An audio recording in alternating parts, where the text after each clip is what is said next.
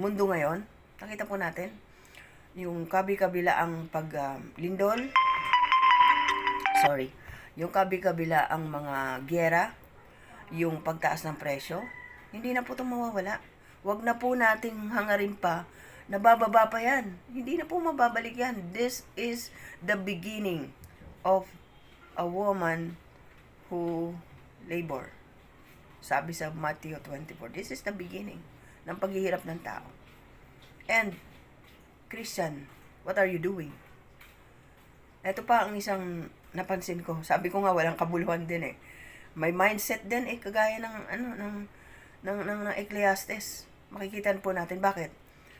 Tayo mga Kristiyano, nung ako lumabas, nakita ko kung gaano kasigasig mag-share ng gospel yung mga wala sa katotohanan. Tunay talaga. Paano naging katotohanan? Paano wala sa katotohanan? Ako mismo, I experienced that.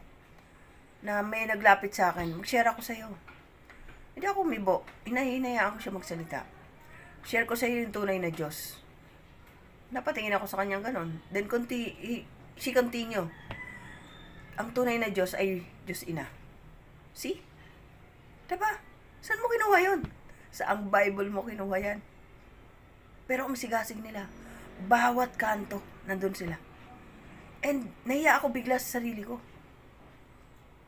Nasaan ang mga Kristiyano? Nasaan? Sa bawat kanto, merong mga nakalagay doon na flyers. Libre ang pag-aaral ng salita ng Diyos. Pero they are not, taliwas pa rin. Jehovah's Witnesses. Napakasigasig po niyan. Nangangatok pa yan, di ba? Pero mali nga eh. Bakit? Wala naman si Kristo na ipinako sa krus nga eh. Pero sa Bible nila, nakaganon siya. Isang kahoy, diretso, tuwid. Nakapasok po kasi ako sa Kingdom Hall ng Jehovah's Witnesses. Ito pa isa.